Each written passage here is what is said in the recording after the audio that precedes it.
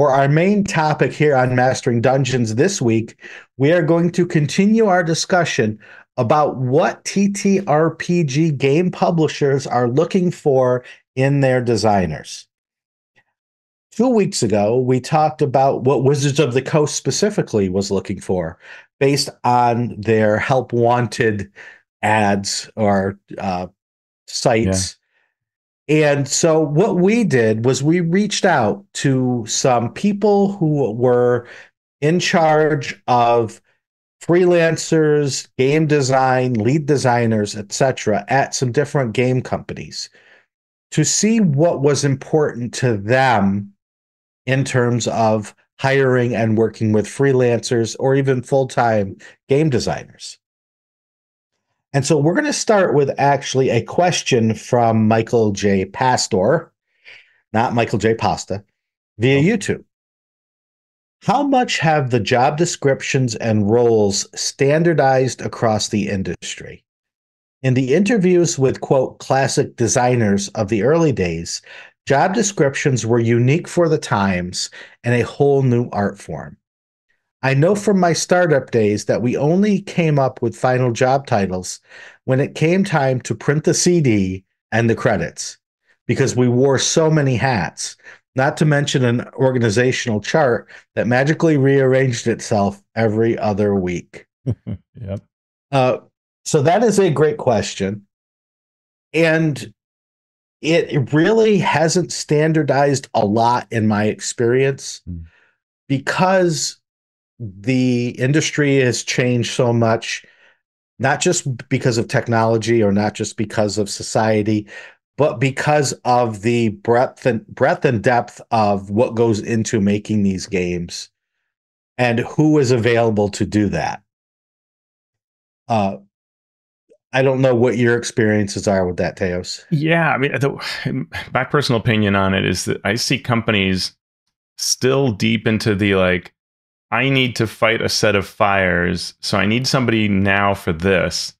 But really anything they can do, I'm going to give to them, right? Like, because these are small operations, even the ones that are a little bigger, right? Like, and sometimes that's formally written out. Like you and I covered a Pelgrane Press job that sounded like do everything in this company, right? It was like top to bottom, do all of it.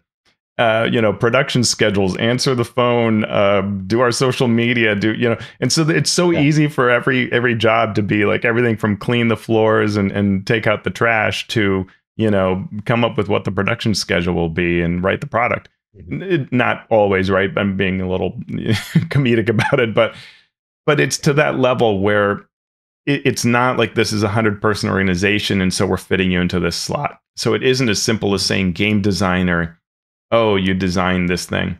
And we've even seen that at Wizards, right? Someone gets hired in, and because their expertise is, say, subclasses, that might be what they end up being given a lot of when they could also be doing all these other things. But that there's just that need, and you have this past, so we'll put you here, but then we'll have you do some other things at times. And where you end up in 2 years could be anywhere, right? Yeah. And I mean, we've seen that with people who have gone to Wizards. Going as what we assumed was an editor or a game designer or a producer, but they end up working on the magic side of things, doing something completely different, or working for events or working for marketing. So it is also based on organizational structure. Yeah. Because it seems like for most organizations, every 3 years, 4 years, they completely change the way they work. Yeah. It's like, well, we don't need a game designer working with our marketing team. The marketing team will be separate. The game design team will be separate. And they have their own little studios, their own expertise. Oh, wait, now we're going to create these teams where there's one marketing person, one game designer, and one artist on each team, and they will work as their own little cohort to do the things all together. Oh, now 3 years later, we're going to separate everybody back out again. And so all of that changes. And as we saw with the Wizards of the Coast jobs last week, one of the things that we never thought in a million years we'd see, it might have been the last thing on the list of what you'll do, but it's basically be the face of the D&D. organization in Yeah. some way to Yeah. talk about things on podcasts or videos. And that's not something that not only is it something I thought we'd see, I thought they were at one point totally anti Yeah. bringing people Yeah. to the front like that. Yeah, and in a small company, that's true too, right? We see, Celeste Konowich is driving design and clearly has a higher mind level of what that management means, but then is doing the writing work and is writing the blogs. Sometimes they get written for her. And then doing social media, doing videos, right? Like there is a lot there that a lot of these companies will do. James Introcaso at MCDM, right? Mm-hmm. I mean, what isn't he doing, right? And so it Right. really varies on the size of the company and the kinds of products that are being made, what that position means. But I would bet that whatever James was sort of brought in to do probably doesn't quite match the full breadth of what he does. And for someone else, it might be different, where maybe there was a grander view, but then over time, really, will just focus on this thing. So no, they're not standardized at all. And I think one of the important parts, if you know more and more about the job process and you feel comfortable with it, if you've got some years under your belt, you can ask about those questions to try to really get at what the position really is and what are the full breadth of the things that you're going to be doing for the company. Yeah. And it's useful to have other skills because you do not go to college or you do not go to a trade school to learn role-playing game design. Mm-hmm. Almost everyone comes to it from some other Field. some other field. Yeah. So you may be a computer programmer, you may be an artist, you may be a business person, you may be a doctor, you may be a lawyer, who knows, but you hopefully will bring some skill from those things that can translate into developing, designing, editing, publishing Right. a game with art and graphics and other ostensibly important elements tied into that. Yeah. So we then, now, as I said, reached out to some folks and we got some interesting answers about what specifically they look for in a designer. And I'm not going to name names about who replied in to what answer, but we covered a breadth of industry folks for these answers. One of the things that was most prevalent in all of the answers was reliability and communication. And I tried to ask about two separate things about sort of working with freelancers versus working with internal folks. And some of the answers reflect one over the other. Sure. So this sort of, reliability and communication are obviously important no matter where you're working, but it's most important when your coworker, your freelancer is 1,000 miles away and you don't see them every day as opposed to being in the next cubicle. Right. And that's where this reliability and communication are so important. And it's funny for me because this role-playing game that we play, or these role-playing games we play, rely on communication. And so it's funny that you may be a great game master to communicate at the table, but when it comes to communicating about a specific project, it may not be the same sort of communication and reliability. Yeah, absolutely. So do we want to talk about that first note in more detail of reliability and communication? Whatever you want to talk about, Teos. So I think that when you're a freelancer, right? If you think about it the other way around, you're the freelancer. Well, what's my boss at this company that's contracting me thinking? And what's their ideal, right? So their ideal is, I have chucked a job out at you. It's going to come back perfectly. And I can be freed up. This is the whole point of contracting. I can be freed up to do my job while you're magically producing this great end result. And so what that means is, if you have a question, if you don't know the answer to something, you're going to come back to me and get clarity, but you're otherwise not going to bother me, right? Unnecessarily. So it's that right amount of communication, right? Get things clarified, make sure you're on the right track. Maybe give me a progress report, right? In an ideal world, the manager is also saying, hey, I'd like a progress report at these schedules and so on, but that's ideal and may or may not happen. But that communication, and especially, let's say if you say, hey, I would like a progress report, then you expect to have that promptly, right? Here's where I am, not let me take 2 weeks and then give you the progress report, right? It needs to be the progress report now. Yeah. Which, as a freelancer, but also as a manager of freelancers, means if I give you a month to write 5,000 words, if I come to you 2 weeks before the deadline and say, how's it going? It is not wrong for you to say, I haven't started yet.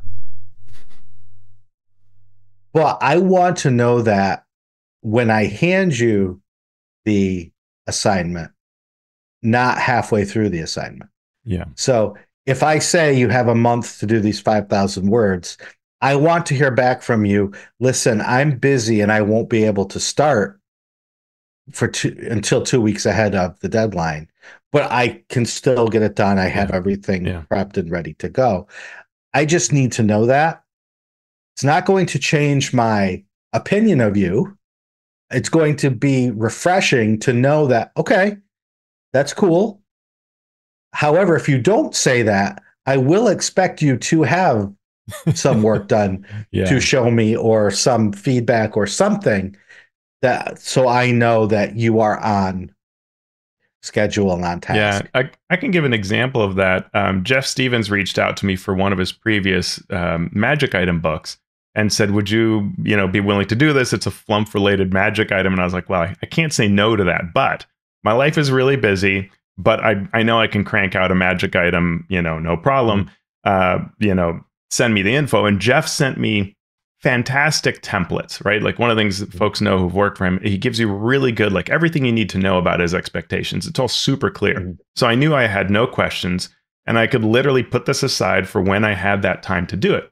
And so he checked in and said, how's it going? And I said, I have not started, but I know I'd done some like bullet pointing, right? Just outlining of what this would do. I said, I've got great ideas. I know I'll get this to you on time. Don't worry. It just may not be very far in advance. And he said, yep, no problem. And exactly, I think 2 days before the deadline, I cranked it out and I feel really good about it. And I turned it in, with all the proper work, but it was done at the end of the phase, and he knew that, and it's fine because we know each other, and, we had that level of trust from before. Yeah.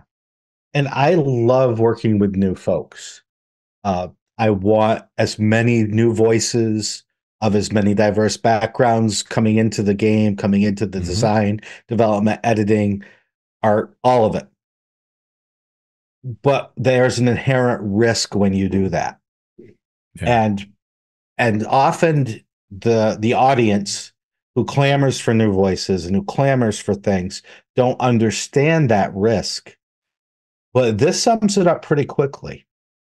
This is a quote from one of our answers. Just turning in your work on time, most of the time, and communicating when you can't is actually going to put you ahead of about 50% of freelancers. And Teos, if you're listening on a podcast, Teos just grimaced. Yeah. And it is a grimace that I've had a lot. And it's true. I mean, when I did the Ashes of Athos organized play campaign, one of the things that was really surprising to me was how often folks could not deliver at all, or on time, or could only deliver most of it, or couldn't get through. They could turn something in, but not get through the editing stage, or they turned in things that we didn't ask for, right? When we'd specifically given information otherwise, right? So there was a time I asked for, I need these kinds of elements in an adventure. I got something completely different. That's not acceptable. I didn't ask what adventure do you want to write. I need this kind of a thing, right? And it set us back for really a year on our plans of what we wanted story wise, because that adventure did not have those elements in it. And yeah, and it was interesting. I'd get feedback. Sometimes it would be really honest feedback, like or communications. Like someone I remember wrote back and said, "I'm really sorry. I just had no idea it would be this hard." Mhm. When I really sat down to write for someone else and to write something that really looks like these organized play adventures that I've been running for years, I suddenly realized how hard this was.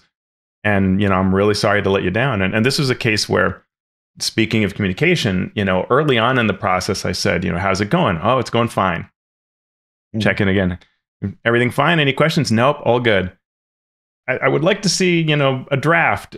Well, let me show you a draft of this one part. And I'm thinking, this feels like it's the only part written. And so I said, well, there's some issues here. Because remember, we talked about the adventure doing this, that, and the other. And then with 2 weeks to go, I said, are you going to be able to do this? And that's when he said no.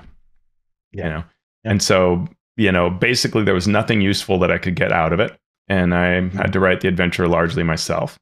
And, they apologized. They were good. They were a person I'd played with many times, It's just, but that's the way it is. And that is not unusual. I know when we talked to Ryan of 2C Gaming, he would talk about how often folks would not deliver. And this quote here, we heard this a couple times of people that would say, yeah, 50% of folks are in that kind of category, like you described. Mm-hmm. Switching gears a little, one of the responses we got talked about curiosity. It talked about asking questions and thinking about how we do things and asking if there are ways to do it better. And this comes from someone who was answering more in terms of an internal, full-time employee. But sort of, if you're being hired not to do just a specific thing, but to look at an overall process or an overall game, coming at it from a point of view, fresh eyes, a fresh perspective, can be very helpful in helping change direction if a change of direction is needed. Yeah. And there, as Teos said with the question thing, there is a sense of balance there, because coming in, with torches and just setting the whole thing on fire may actually be the correct thing to do, but it isn't necessarily something that can be done. Yeah. For reasons that you don't even begin to understand. So that's where the curiosity helps. Rather than saying, I see your process as terribly flawed, it could be, why are you using this process? Could you explain to me why? And ask something that doesn't make sense to you so that it can be explained. Maybe then it totally makes sense, even if it's for a terrible reason. Yeah. But it makes sense based on the foundation that is unassailable. Right. Right. Yeah. Like working on the Ack Inc. book, Scott would provide us with what the process would be. And we might have said, why do you need that then? And well, because of, European book distribution. Okay. Or because we must have the layout done by this date. And so we've got to have that word count down. Or this, he'd say something like, this must be 10,000 words, this section, pretty much on the dot. Why? Because the art's already figured out, the layout's figured out, the page count's figured out. It's got to fit that spot, right? And so then right? You understand why. And that back and forth is important. And so if you don't understand, you need to ask so you get the why of it, rather than just fighting it, right? But start with that asking of, why is this way? Oh, okay, now I get it. And now I'm smarter for it and better positioned to do future jobs like that, right? Being able to understand and use a style guide or other guides for grammar, punctuation, formatting, etc., is of the utmost importance. Again, talking about layout, as Teos just did, when your text is turned over, it say it's in a Word document, it will likely then be imported into some version of a graphic design Right. program, InDesign, or something similar. And if you fail to follow the directions of the style guide, you have just doubled or tripled or quadrupled the time it will take for the person doing the graphic design and the layout and the art Yeah. insertion uh, to work with that text. Yeah. And so follow directions you're given and also ask if any of those directions are unclear. Yeah, and kind of two thoughts on this. One is that you may not at first glance kind of understand how if you look at a D&D book, it has specific ways that headings are applied, Mm-hmm. and they're only used in those ways. Mm-hmm. And it has to do with the legibility of it, of how the information is portrayed, of how you're organizing things, right? So the hanging indents with bold, right? Like Mm-hmm. that is a thing that fifth edition does in a very specific way. And you must know when you can do that and when you can't. And what happens if you have a paragraph before one of those, or you start with those, or so it's all, can you do that, right? Like all those things must be learned. And Justice Armand just today on Blue Sky had a comment about how the best designers know that this is really important to master and that it changes, right? When you get the 2024 version, well, it might be slightly different. And so you have to want to go in and say, hey, do we still do hanging indents the same way? Because the answer is probably no. There's probably a shift to it. And if you're going to write for that company or other companies that want to use that same style, you need to understand what those shifts have been and kind of want to do that, right? To find it exciting and part of the job that you take on to be good at it, whether you're in-house or contracting or whatever. Yep. And that was excitement was another note that we got. I want to work with folks who are excited by what we're working on, not just looking to work on any old TTRPG. And that's huge because that excitement carries a lot of weight, not just in terms of your relationship with your coworkers, but a relationship with yourself, right? Yeah. That motivation, that excitement, that I love this particular thing. And I have done it before. It is very, very hard to write for a game or an IP or a genre that you're not excited about. Can you do it? Absolutely. Can you do it and no one would ever know that you weren't excited about it? Absolutely. But it's harder to motivate yourself and to show that sense of enthusiasm through the words if you're just faking it. Right. Like I love listening to when Mackenzie Daramis would be on the podcast, the old D&D podcast, talking about monsters. Just infectious enthusiasm for her babies, as she would call them, right? And whatever icky, weird thing the monster did, the glee behind her, right? It was just so, or within her, it was so easy to so palpable, right? And you know that it must be so fun to be on a team with Mackenzie and see that excitement, as the work is being done. Mindfulness is a quality that we got an answer about keeping in mind the context of projects. Early in a project is time for proposals or ideas for new direction. Late in a project, remember that the priority is now hitting a deadline rather than making this something new and innovative. And again, if you're an internal person, that's much easier to see. Although even then, not always is that point made, depending on where you are in the process organizationally. If you are someone who is tied to production, then you are painfully aware that in order to meet this deadline, we need to meet this deadline. So therefore, we need to meet this deadline and working your way back. Whereas if you're on the design or even the development, and sometimes even the editing, I've got editors say you basically this whole thing needs to be rewritten for some reason. And sometimes it may be a perfectly valid reason in the mind of the editor. Whereas I know that in 2 weeks, this needs to be laid out and off to the printer. So therefore, no, we are not going to totally rewrite this. We are going to do our best to edit it in a way that provides whatever the context and the rules need to be to use them. Yeah, Shawn from Monty Cook Games once had a video designer video where like what are the key things to have, and I remember she mentioned compassion, which is very similar to that, right?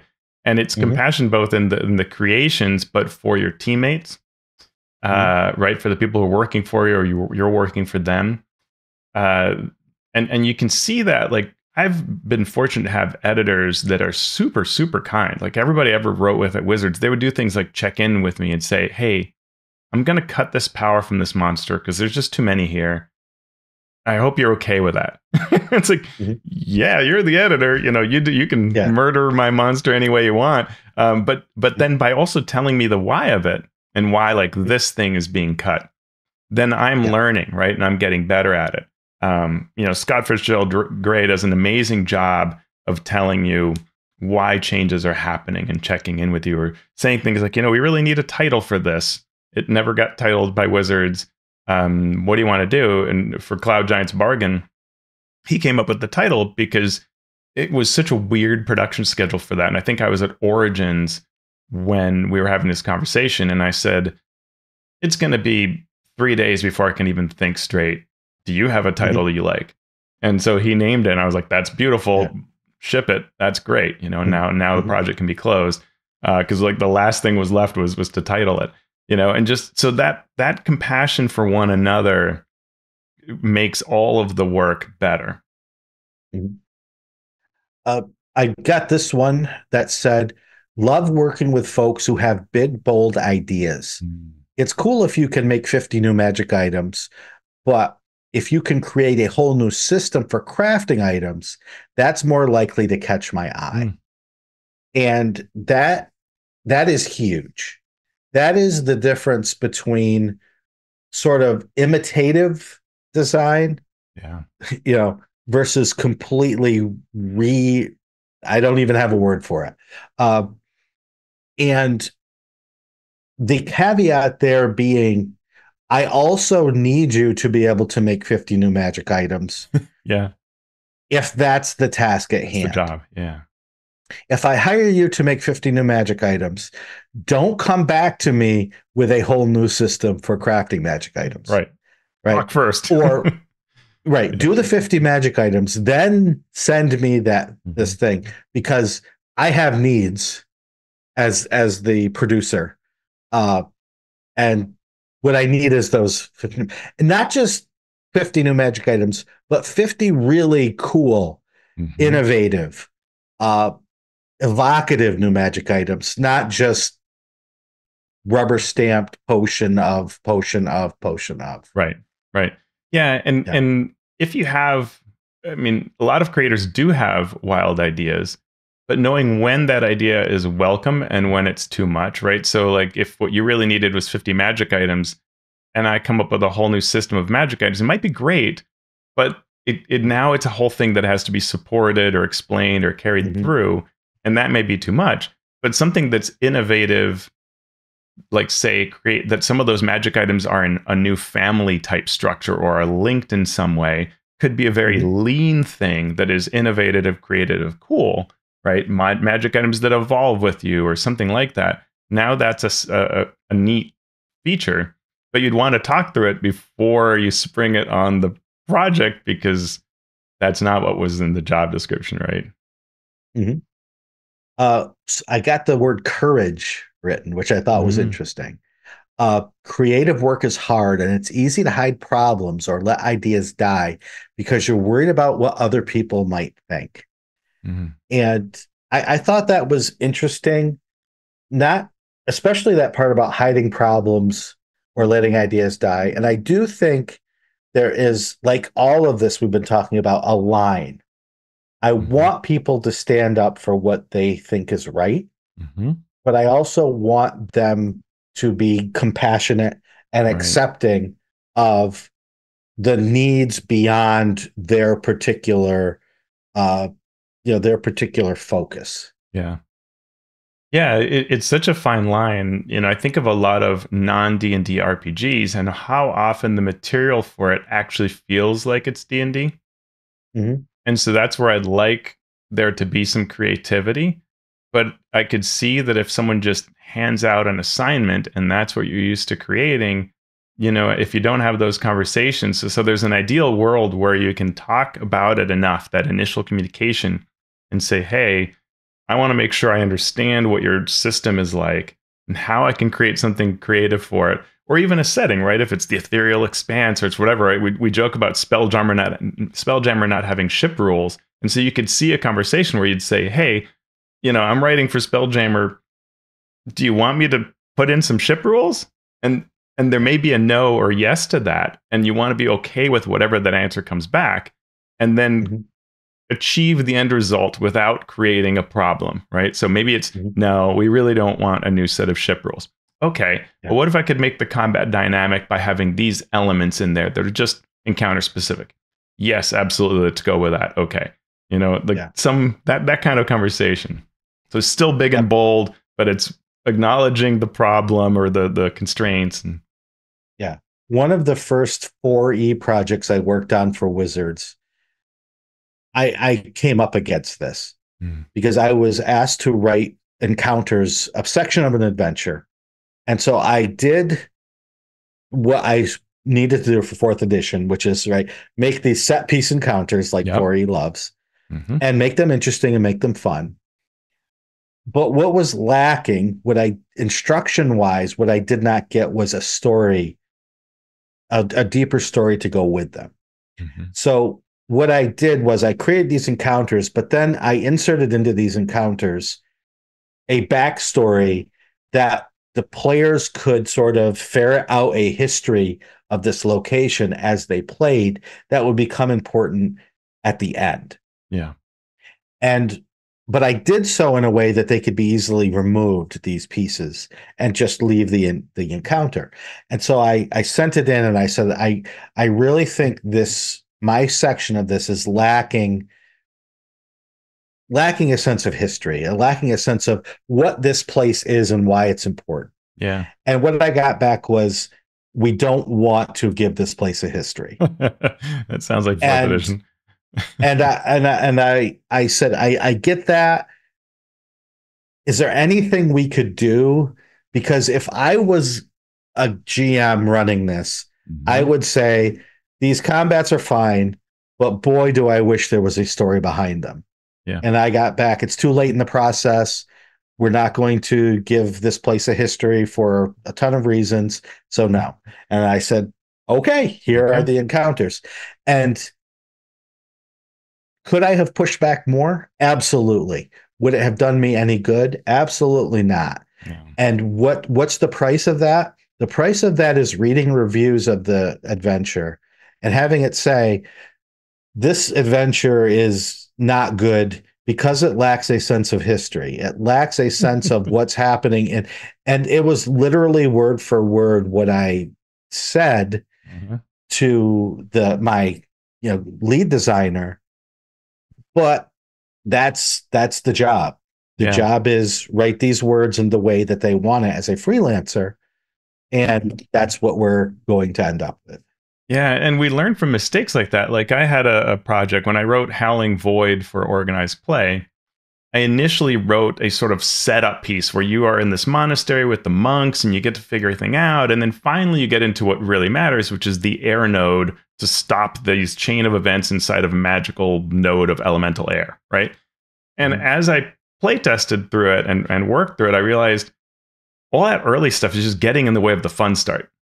Let's just start stepping into the air node and have it be that, because that's the cool experience.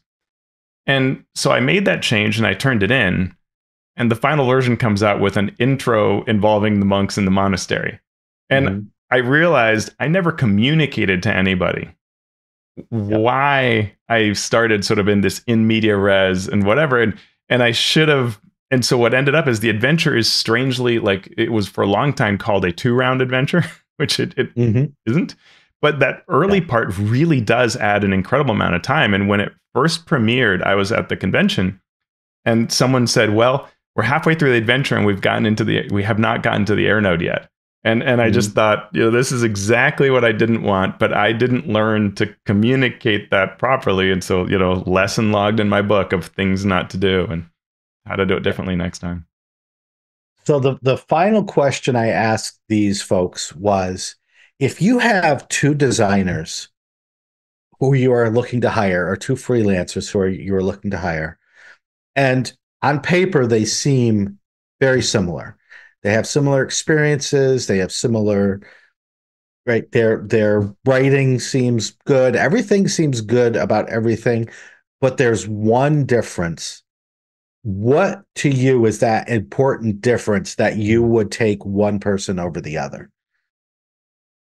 One answer I got was, I would look at their individual projects or their other freelance work, if they have other freelance work, and ask who has the most experience doing the specific thing that I am hiring for. So if what I'm hiring for them is a book of monsters, who has the most experience making that book of monsters, and which monsters do I like more? If they have more experience writing adventures, I will probably go with the person who has more experience writing the adventures, which is a totally reasonable thing, and something that's not often taken into consideration. But it tells you as a designer to vary the things that you do if you like all of those things, and focus specifically on something if there is only one thing that you really love doing. Or even if multiple things, but communicate the successes you've had in some way, right? Like on your blog, if you have, hey, I really enjoyed working on this project that created a monster, that's at least a placeholder that, yes, you did work on that, right? And then you have an entry talking about an adventure you designed. And even if you have 10 adventures to one monster, you show your capabilities with that monster, right? Or if the adventures you designed actually have custom monsters in them, well, that's important to somehow communicate out to the world so that people know that you have that breadth, right? I wrote an adventure with 10 new magic items. Okay, now that's, you know how to build magic items too, right? And the last thing I wanted to mention was, of 2 people, one person said, what I would look for is, who do I trust to be the most reliable? Because as a freelancer or as a full-time person, you are one cog in a wheel that is a product or a process. And if you are predictable in a good way, if you can be counted on to do your part, be the cog that doesn't slip, then the people who manage the project can rely on that one cog. Everything else may go to hell, but I can count on that one cog turning. And if I can do that with all of these cogs, or the most important cogs, because I myself am going to have to add cogs that aren't reliable because they're wild cards, or because there's something I don't control, I can at least count on the rest of them to make this machine work the way it needs to. Yeah, you could almost apply that as a roadmap to any creator to say, okay, you need to be reliable. How can we do that, right? How can I become a reliable creator? And it's going to be a lot of things we listed. We're like, I know the style guide. I'm working with it. I'm communicating so I understand all the parameters. I'm keeping people informed of the progress I've made. I'm transparent about any barriers I'm facing. I'm making sure that I understand the project and communicating wherever I might want to deviate or add or modify, so there's no surprises. I'm creating bold things and communicating those. And, so all that happens to be that dependability that the person's looking for. And that's how you're going to get hired again, right? Or how you're going to be promoted over time and all that. Yep. And the last thing I wanted to say about this, because I don't know if we're going to be coming back to it as a topic is, as a freelancer, as a creator, also hold your employers, your producers, your editors to account. Mm-hmm. And I think that's important for your own sanity. At some point, you will have to say, I can't do this anymore. Not because of the project or your role in it, but because of the project and what's going on with the team, the people you're writing for. And that's okay. As long as you do so in a respectful way, you are proving that you have that mindfulness to know when the situation is untenable. Yeah. And if it comes back onto you, you can at least say, this was the situation I was in, and I understood the process enough to be professional and get out of a bad situation. Right. Right. Or not take another one on, right? So if you led a whole big monster project, and boy, if you see another monster, you're going to lose your mind. That's where you say, you know, when the next project comes along, I would like to focus on something else because this is how I'm feeling. And I will regenerate someday down the line. But if I do this right now, none of us are going to be better for it. And, and most people will understand that, right? Okay, you need to be on something else for a while, a different type of project or something like that, or work a different way, or whatever the thing is to talk through that. Yeah. And you made a good point about kind of, you know, that it's not just about a boss looking down at the designer and providing feedback, but it's the other way up as well. And that includes positive feedback, right? And I think especially if you're being contracted or employed by somebody, you want to be able to give that praise for the things that are working really well. And a lot of people forget that. Like I had a boss in an environmental consulting practice that said, never tell an employee they did well. I just said, you're wrong. And they are wrong because it's really important. And I've worked with some editors that were so fantastic. And then I would catch myself and say, wait a minute, I need to let them know how great they were. And so even if it was weeks or months later, I'd say, you know what? Hey, I want to let you know that was so great. Like you were so good. And thank you for these specific things you did that really made a difference, so that they know that that's working. Right. And whatever aspects were great that you're covering that, because often that does, if you think of all the things someone's doing with you, if you name the 3 things that are best, they'll know that those are great. Keep doing them, and they can keep working on the other stuff to some extent, right? But they know those 3 things are solid. Nice. Well, thank you to the people who answered my email. You know who you are. We appreciate your feedback, and thank you to everyone out there listening.